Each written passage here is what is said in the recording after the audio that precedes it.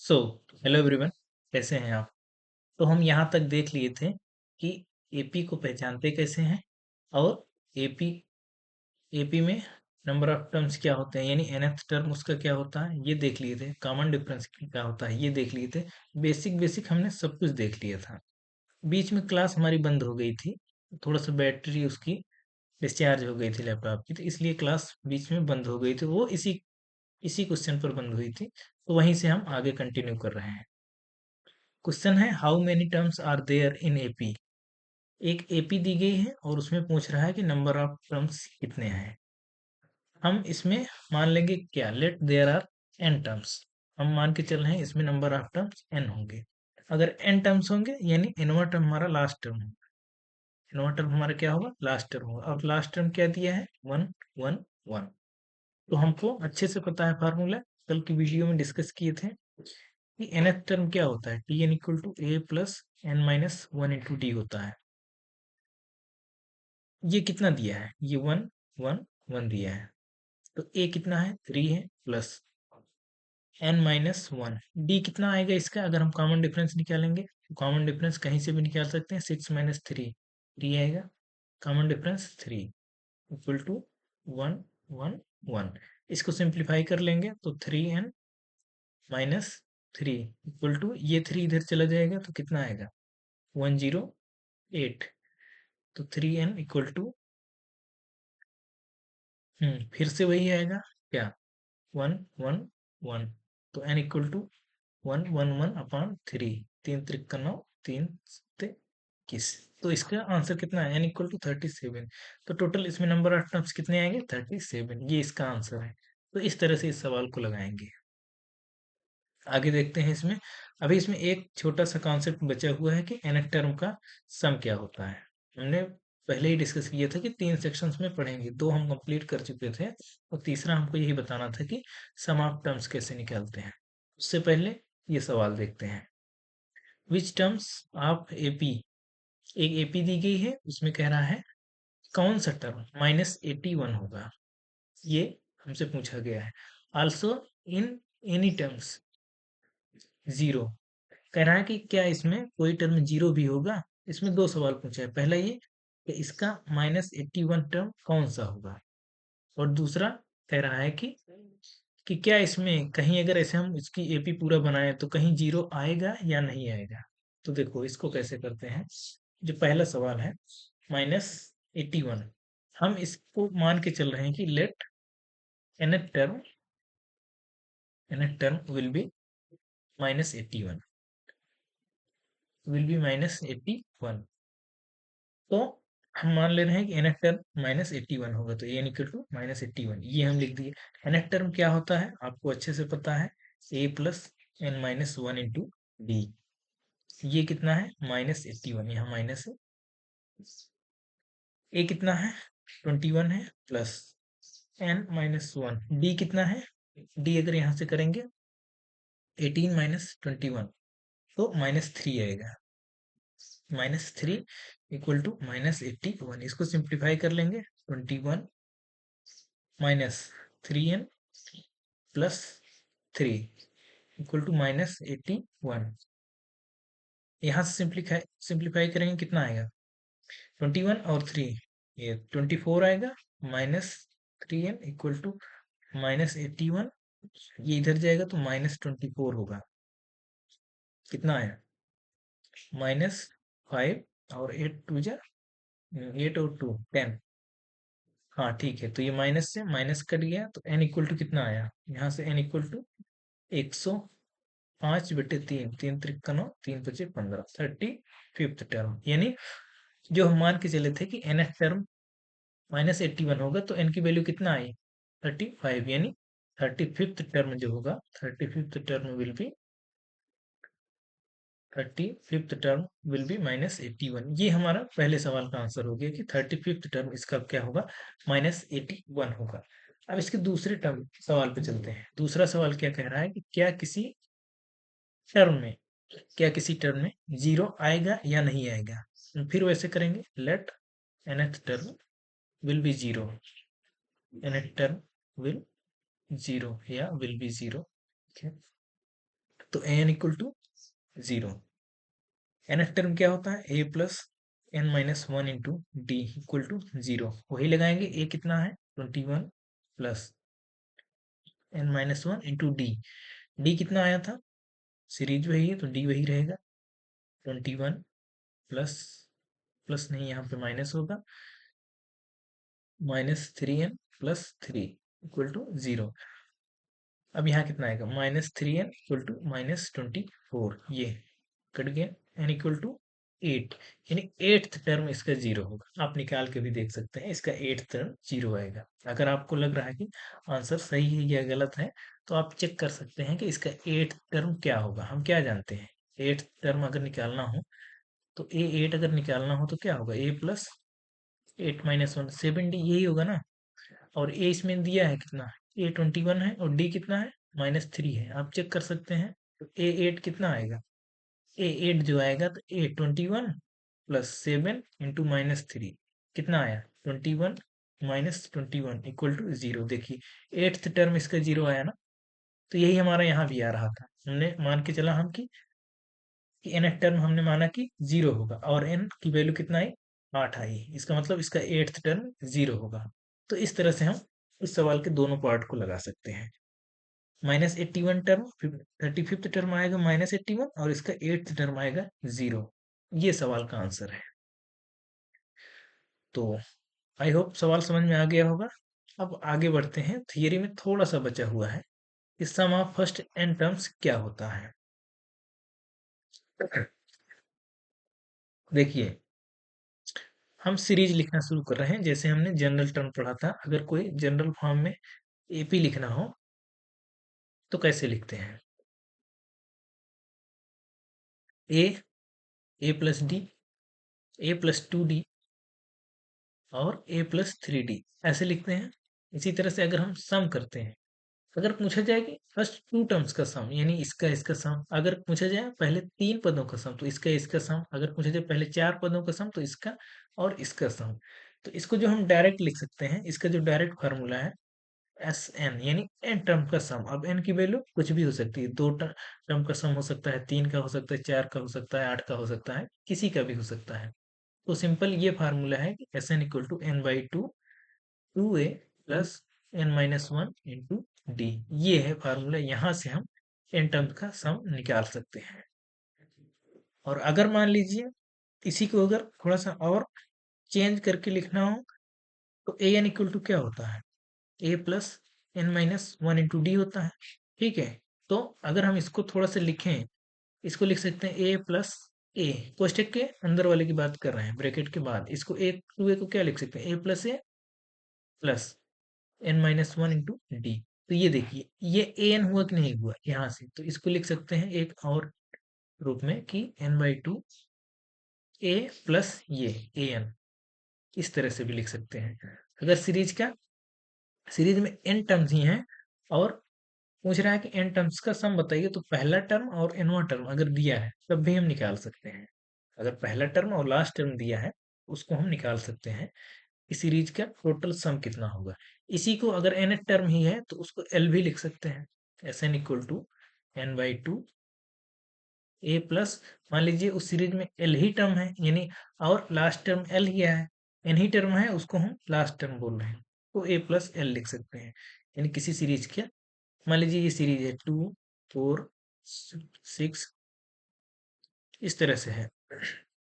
और अगर कहा जाए कि इसमें अगर सम निकालिए, अगर इसी का पूछा जाए तो हम ये वाला फार्मूला अप्लाई कर देंगे। अगर पूछा जाए कि एस, चलिए एस 5 बता दीजिए, यानी या एस 6 बता दीजिए, 6 टर्म्स का सम बता दीजिए, तो 6/2 टू ए कितना है 2 plus n minus one, n कितना है 6, 6 टर्म का सम बताना है, तो n minus one 5 into d, d कितना है 2, तो ये आ गया, ये 3 आ गया, ये 4 प्लस 10, तो सम कितना आया 42 आ गया। ये आ गया 6 पदों का योग या सम ऑफ 6 टर्म्स। हाँ, तो इस तरह से हम निकाल सकते हैं। तीनों फार्मूले ध्यान रहना चाहिए, पहला, ये दूसरा है और ये तीसरा है। अगर पहला और आखिरी पद दिया है तब भी हम निकाल सकते हैं, पहले और आखिरी को जोड़ देंगे और n/2 पहले लगा रहेगा। जैसे इसके कुछ सवाल हम करते हैं, थोड़ा सा अच्छे सवाल। जैसे कह रहा है find the sum of first 22 terms of the AP. AP दिया है, क्या है एपी? 8 3 -2, ये एपी दिया है। कह रहा है कि पहले 22 टर्म का सम बताइए। तो सिंपल फार्मूला यही लगाएंगे, S22 equal to n/2 2a plus n-1 into d, यही होगा। कितना आएगा? n की वैल्यू कितना है? 22, 22/2। हमको 22 पदों का सम बताना है। टू ए कितना है? ए है 8 प्लस n-1, तो 22 में से एक घटाओगे तो 21। बोलते डी कितना है? अगर डी निकालना हो तो 3 - 8, डी 3 - 8 इक्वल टू -5। तो डी आया -5। अब इसको कर सकते हैं, यहाँ आएगा 11 और यहाँ ये माइनस में आएगा, माइनस में आएगा। 5 × 5, 5 × 2 10। ये आ गया, कितना आया? इसको अब माइनस करेंगे। 105 में 16 घटाएंगे, कितना आएगा? 15 6। नहीं, ये ब्रैकेट में रहेगा, हाँ ब्रैकेट में करेंगे। सॉरी, इसको थोड़ा सा इरेज कर लेते हैं।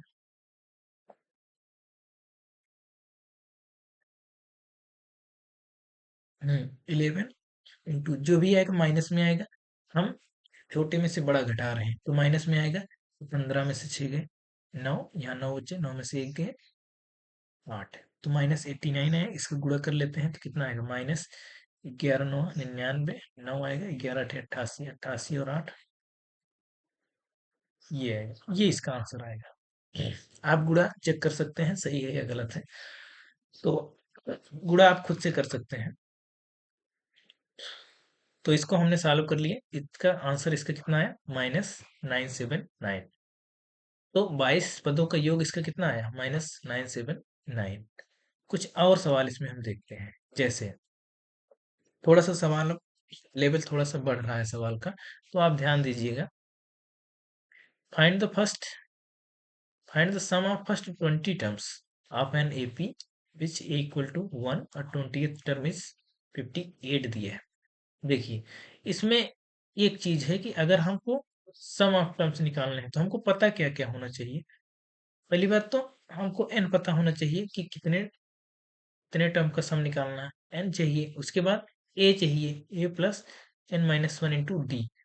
तो हमको ए भी चाहिए, डी भी चाहिए, और कितने पदों का निकालना है वो तो खैर दिया ही होगा सवाल में। तो हमको ए और डी भी चाहिए होगा। तो देखिए, इसमें ए तो दिया है, ए तो दिया है, और एन भी दिया है कि हमको 20 पदों का चाहिए, लेकिन हमको डी नहीं दिया है। डी निकालने के लिए उसने एक अलग सी कंडीशन दी है, क्या? कि जिसका 20th टर्म 58 है। तो पहले हम डी निकालेंगे, हमारा सारा फोकस डी पर होगा। A20 कितना दिया है? 58 दिया है। अब A20 यानी इसका 20वां पद दिया है, तो 20वां पद का फार्मूला लगाएंगे। तो A प्लस n-1, n-1 यानी 20 into d, d equal to 58। और ए दिया था, देखिए दोनों सीरीज की बात कर रहा है कि दोनों सेम ही सीरीज हैं, तो ए बराबर 1 दिया है। 1 प्लस 19d इक्वल टू 58। तो 19d इक्वल टू ये 57 होगा, तो डी इक्वल टू 19 × 3 = 57, ये 3 आ गया, ठीक है।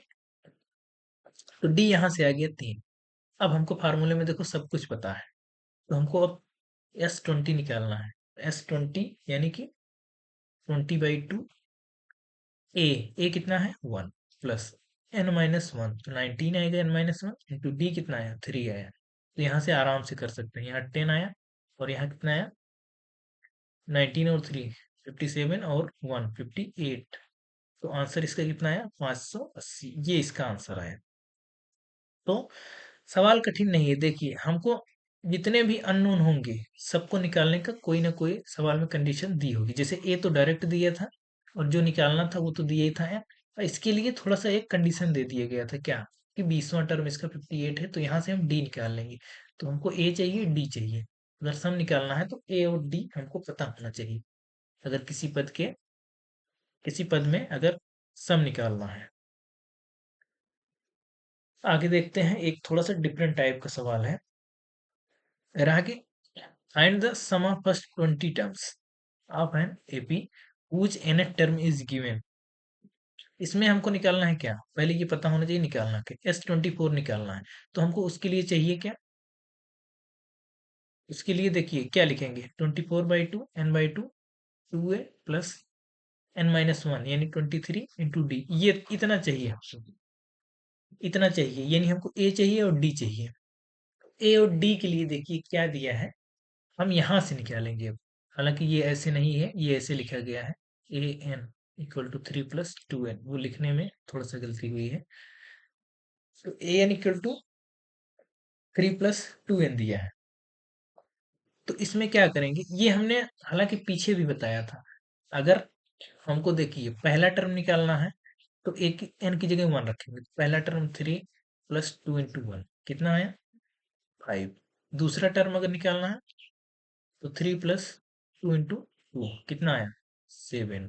तीसरा टर्म अगर निकालना है तो 3 + 2 × 3 9। इस तरह से हम चाहे जितना निकाल सकते हैं, पहला टर्म, दूसरा टर्म, तीसरा टर्म।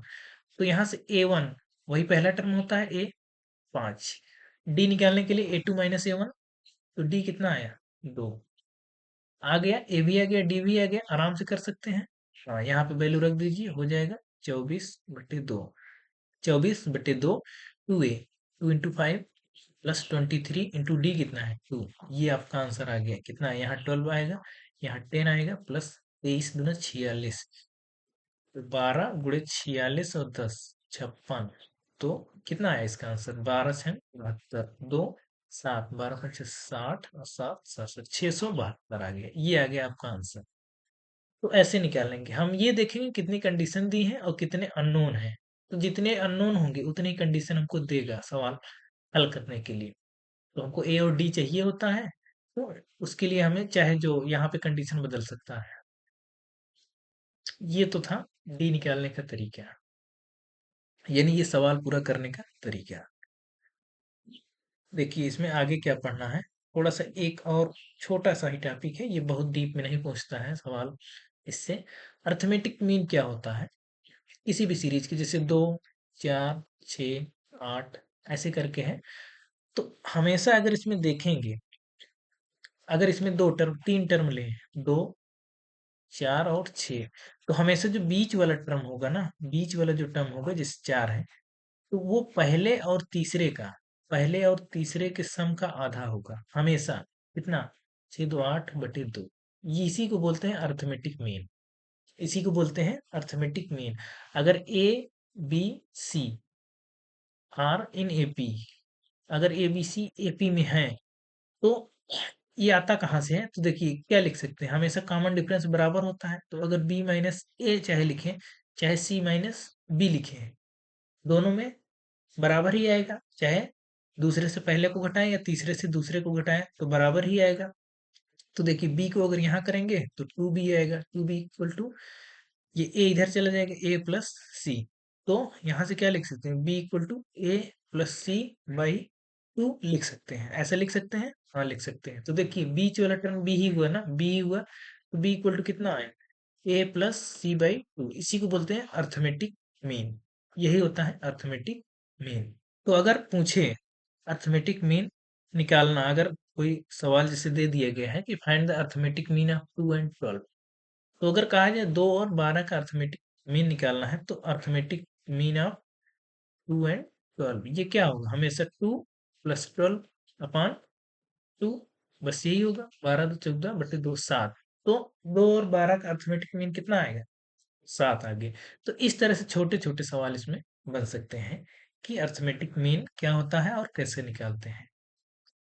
इसका मतलब थोड़ा सा और भी इस्तेमाल है, जैसे अगर कोई सीरीज है 2 5, इस तरह से अगर सीरीज है, तो अगर हम कहें कि 2 और 5 को लेकर एक जो है एपी बनाइए, 2 और 5 के बीच में कौन सा नंबर आ सकता है। तो जैसे अगर 2 और 5 के बीच में कौन सा नंबर आएगा, अगर इसमें अर्थमेटिक मीन हम निकालें 2 और 5 का, कितना आएगा, 2 + 5/2, यही तो होगा ना, 7/2। तो 7/2। तो अगर हम ये देखें तो ये देखिए ये भी एक एपी बन गई कि नहीं बन गई, अब इन दोनों के बीच में जो डिफरेंस है वही इन दोनों के बीच में डिफरेंस है, क्योंकि इन दोनों के बीच का आधा ही तो है ये, इन दोनों के सम का आधा ही तो है, एक तरह से एवरेज ही तो है। ये एक एपी अलग से बन गई। अगर चाहें तो हम इन दोनों को लेके एक एपी बना सकते हैं। क्या होगा, 2 + 7/2 अपान 2 कर सकते हैं, तो एक और बन जाएगा, 2 दूनी 4 और 7 × 4 = 11, 11/4। तो ये कितना है, ये 2, 11/4, 7/2, ये देखिए एक अलग एपी बन गई। तो इसका अर्थमेटिक मीन का इस्तेमाल तो बहुत है, मगर यहाँ पे जो है आपके सिलेबस में बहुत थोड़ा सा है कि अर्थमेटिक मीन होता क्या है। ये एक तरह से एवरेज होता है, 2 नंबर का एवरेज होता है, जो बीच में आता है टर्म A B C, तो बीच वाला टर्म बाकी दोनों पदों के एवरेज होता है, यानी A + C/2 होता है। बस इतना सा आपको केवल ध्यान रखना है। बाकी इसके इस्तेमाल तो और भी है कि सवाल मतलब बहुत कम पूछता है सवाल, इसलिए उतना ज्यादा इम्पोर्टेंट है नहीं। ठीक है, तो देखिए ये चैप्टर आपका यहीं पे कंप्लीट हो जाता है। तो हम क्या क्या डिस्कस कर लिए हैं, अगर हम एक बार समराइज करें। चलिए हम स्लाइड से ही अलग से ही कर देते हैं कि हम क्या क्या डिस्कस कर चुके हैं कि एपी क्या होता है। एपी हम पढ़ रहे थे, हमने देखा कि सीक्वेंस क्या होता है, देन हमने देखा कि प्रोग्रेशन क्या होता है, प्रोग्रेशन क्या होता है, सब हमने इसी वीडियो में डिस्कस किया हो गया है। इसके पहले वाले वीडियो में और इन दो वीडियो में मिला के हमने सारी चर्चा जो है पूरी कर ली है। सीक्वेंस क्या होता है, प्रोग्रेशन क्या होता है, फिर टर्म, फिर एपी क्या होता है, अर्थमेटिक प्रोग्रेशन क्या होता है, फिर जो है टर्म क्या होते हैं अलग अलग, फिर इसके बाद एनथ टर्म क्या होता है किसी एपी का। फिर उसके बाद जो है हम सवाल भी करते गए हैं साथ साथ में, फिर सम ऑफ एन टर्म्स क्या होता है, sum of n terms of N AP, किसी एपी के सम, उसके बाद फिर अर्थमेटिक मीन। इतना है चैप्टर में, आपको इतना सब कुछ पढ़ना है। जितने भी 7 8 टॉपिक बन रहे हैं सारे जो है इसमें डिस्कस किए गए हैं 2 वीडियो में। एक, इसके कुल 2 वीडियो आए हैं, दोनों वीडियो में पूरा हमने मिला के ये पूरी चर्चा की है। तो आप विस्तार से वीडियो को, अगर एक बार में नहीं समझ में आ रहा है तो 2 बार देखिए वीडियो, आपको पूरा समझ में आएगा। तो यहाँ से आपके सवाल नहीं छूटेंगे। हाँ, अब ये करना क्या है, आपको इसको रिवीजन में लाना है, बार बार इसको रिवीजन में लाना है। इस पे जो प्रीवियस ईयर पीवाईक्यूज हैं, प्रीवियस ईयर के जो क्वेश्चंस आए हैं उसको लगाने हैं, उसको ज्यादा से ज्यादा लगाना है। और हम क्या करेंगे, एक बार सारे वीडियोज को, सारे जो है बैच कंप्लीट करने के बाद हम प्रीवियस ईयर ही उठाएंगे। अब थियरी हम डिटेल में नहीं डिस्कस करेंगे, अब क्वेश्चन उठाएंगे और उसके थ्रू जो है सारी थियरी को हम डिस्कस करते आएंगे। एक चैप्टर के करीब 20 सवाल, कम से कम 20 सवाल एक चैप्टर से लेंगे। और इस तरह से कितने चैप्टर, 14 चैप्टर हैं आपके, आपके अगर पूरे, हाँ पूरे जो है सिलेबस में 14 चैप्टर हैं, तो 14 दूनी 28 है, तो 280 तो हम लगवा देंगे। ये 6 सवाल जो आए हैं, बाकी और आप लगाएंगे, अपने से लगाएंगे, हर चैप्टर के अच्छे अच्छे सवाल छांट के आप भी लगाएंगे। तो चलिए ठीक है, वीडियो को यहीं एंड करते हैं, मिलते हैं अगली वीडियो में एक नए टॉपिक के साथ। Thank you.